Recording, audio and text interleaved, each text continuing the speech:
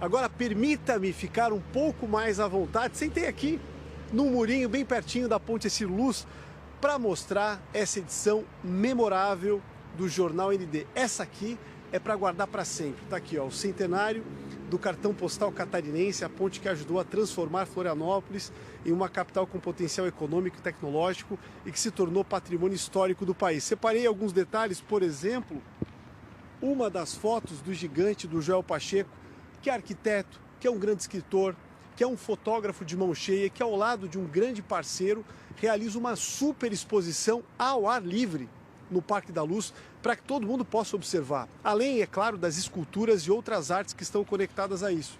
Também um artigo lindo da maravilhosa Lélia Nunes, escritora, curadora do projeto Ponte Hercílio Luz, presidente da Academia Catarinense de Letras, que fez um texto lindo aqui, um de tantos, né? Tantos muito bonitos e muito bem feitos que foram inseridos nessa edição histórica. Além, é claro, ó, vou tentar mostrar aqui, dos trechos conectados à história de fato.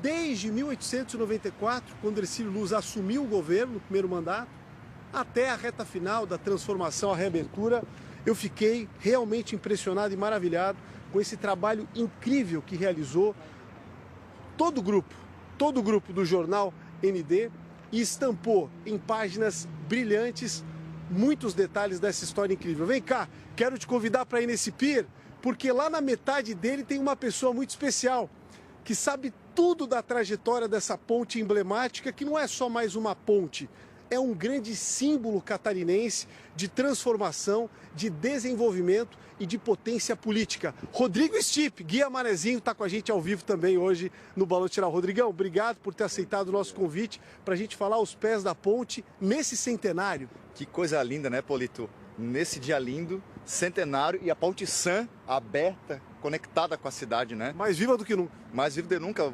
Lembrando rapidamente o aniversário de 90, quem estava acompanhando, né? Ponte fechada, aquela tristeza, e hoje é dia de celebração, de orgulho, Manezinho. Estou muito feliz, muito obrigado pelo convite. Parte da minha trajetória, né? 10 anos de Guia Manezinho, e quando eu comecei a ponte estava fechada, então me sinto muito conectado com essa história também. Incrível que a gente estava junto aqui também naquele 2019, em dezembro, quando ela estava sendo reaberta. Inclusive, 2 momentos esses, históricos, que muita gente achou que não fosse viver.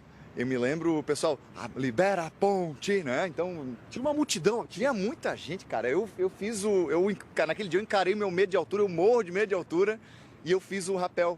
Então, para mim, aquele momento realmente de abertura foi um negócio impressionante, né? As pessoas diziam, até parece, né?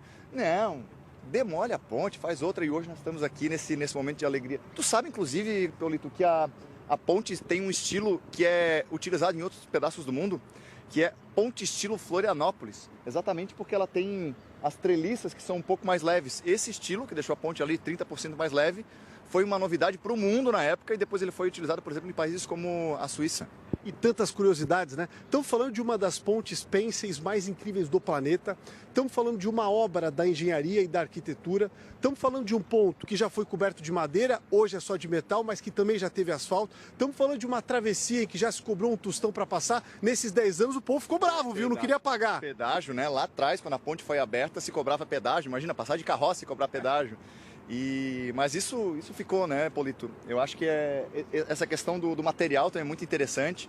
Ponte de madeira, eu estava assistindo essa semana uma entrevista de um dos senhores que fazia a manutenção das peças de madeira. Os mais antigos, assim como meu avô, que contavam que o dia que a ponte de madeira passava, balançava, ele só tinha corrimão de um lado, eles passavam assim de olhinho fechado, olhando aquela fresta, como a gente consegue olhar aqui agora. Então é muito, muito bonito, é um momento de êxtase para manezinhos como eu. Rodrigo, Hercílio Luz foi um grande visionário, enxergou isso para além do que os outros conseguiam, né? Infelizmente não conseguiu ver a ponte viva, pronta, né? Completamente usual, o que evitou que as balsas, que inclusive levavam os bois aqui de um lado para o outro, se tornassem praticamente obsoletas.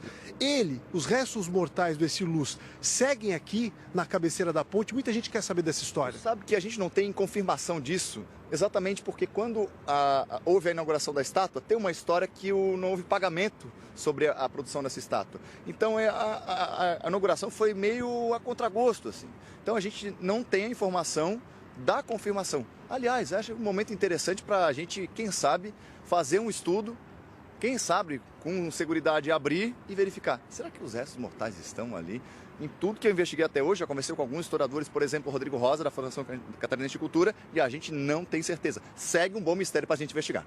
De tantas curiosidades dessa maravilha também moderna, a Ponte Hercílio Luz, que segue mais viva do que nunca. Rodrigo, obrigado pela presença aqui com a gente no Jornal da Manhã, no nosso Balanço Geral. Estou aqui com a cabeça no Jornal da Manhã também. Tamo junto. No nosso Balanço Geral, que está hoje mais especial do que nunca. Obrigado. Quero parabenizar vocês por tudo que o ND tem feito, o Grupo ND, já com imigração açoriana. Não é só hoje é um dia de espetáculo, mas vocês têm feito muito contando a história da nossa região, do nosso estado. Parabéns, muito obrigado por isso. Valeu, Rodrigão.